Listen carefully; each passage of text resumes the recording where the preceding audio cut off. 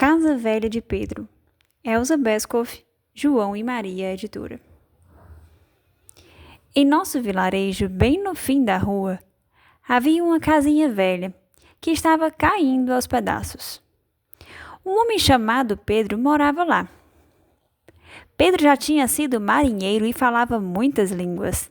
Então, quando visitantes do mundo inteiro apareciam por ali, ele conversava com todos e os ajudava, quer fossem russos, alemães, espanhóis, ingleses, franceses ou sabe lá de qual país. Pedro tinha navegado pelo mundo inteiro, em navios bem grandes e em barquinhos, cruzando mares e oceanos. Ele costumava nos contar histórias a respeito de tudo o que já tinha visto. Seus relatos eram cheios de elefantes, gorilas, coqueiros e vulcões. Nós amávamos ouvir as histórias de Pedro. Pedro também era músico. Ele tocava flauta e bandolim e tinha uma cítara, um instrumento de cordas parecido com um violão. Além disso, ele conseguia assobiar várias melodias e quando assobiava feito passarinho, as aves vinham em sua direção. Todas as aves gostavam de Pedro, as gaivotas, os corvos marinhos, os patos, os gansos e as andorinhas do mar. Elas bamboleavam até ele ou voavam bem baixinho para pegar os peixinhos de sua mão. Algumas até pousavam em seu ombro. Pedro também sabia construir barquinhos à vela. Era ele quem esculpia a madeira, costurava as velas e as içava. Eram os melhores barquinhos do mundo. Nós ficávamos ao redor dele, observando e tentando adivinhar quem seria o felizardo que ganharia o barquinho novo. Quando o barquinho ficava pronto, nós o colocávamos na água. Se navegasse direito, Pedro então decidia quem o ganharia de presente. Certa vez, quem ganhou o barco foi um menino que quase não tinha brinquedos. Ele ficou tão feliz que por 1 ou 2 semanas era como se fosse o mais abastado de todos nós. Pedro também era o nosso médico. Se alguém caísse e machucasse a perna, ele a enfaixava. As pessoas também recorriam a ele para tratar de seus animais doentes, cabras, galinhas, ovelhas. Pedro cuidava de todos. E, ao mesmo tempo, se dava com relógios e fechaduras. Se alguma coisa precisasse de conserto, as pessoas diziam: "Leve ao Pedro, ele dará um jeito." De modo que Pedro estava sempre ocupado ajudando as pessoas, consertando objetos e cuidando de todos.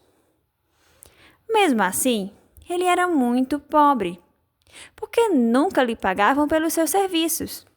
E por isso, a sua casinha velha estava quase desmoronando.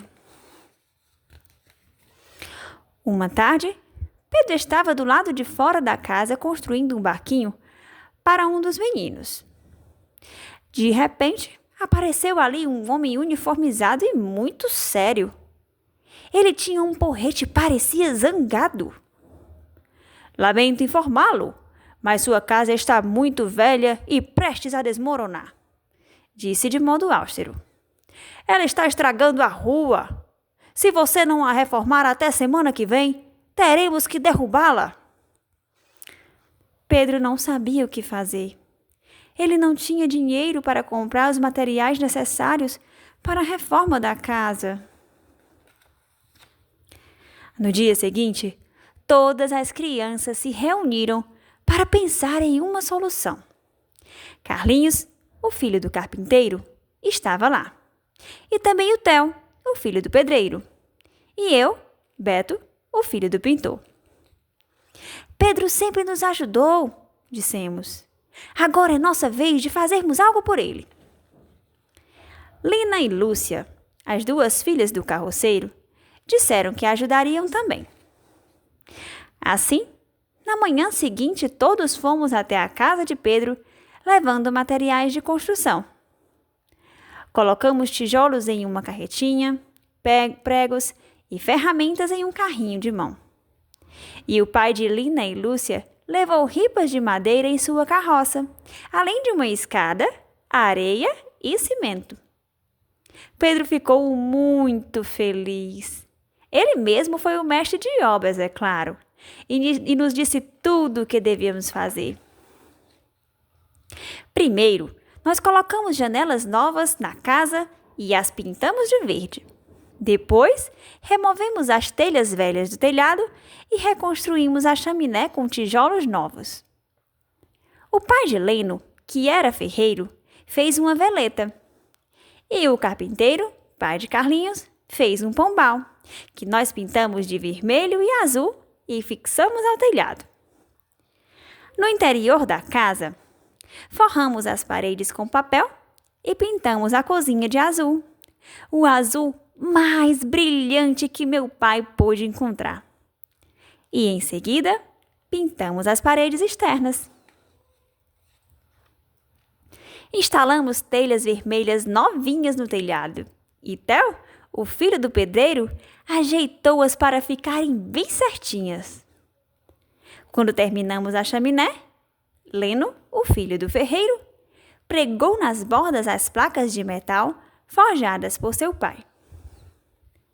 Usamos uma tinta amarela bem brilhante para terminar de pintar o lado de fora da casa. E, por fim, consertamos o portão do jardim e a cerca. Eles foram pintados com o mesmo tom de verde das janelas.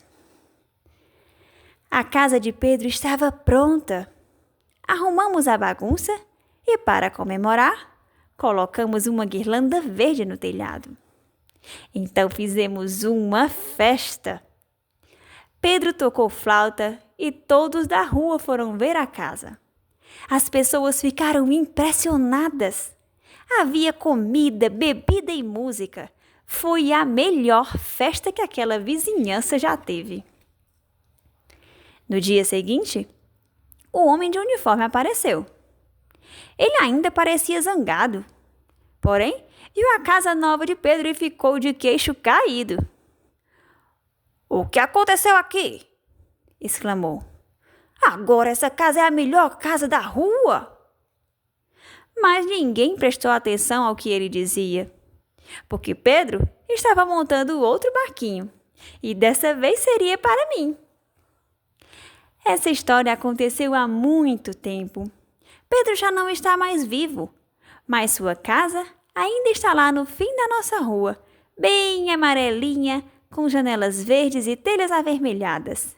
Eu me orgulho especialmente da pintura realizada, porque fui eu mesmo que misturei as tintas e este sou eu, Beto, o filho do pintor.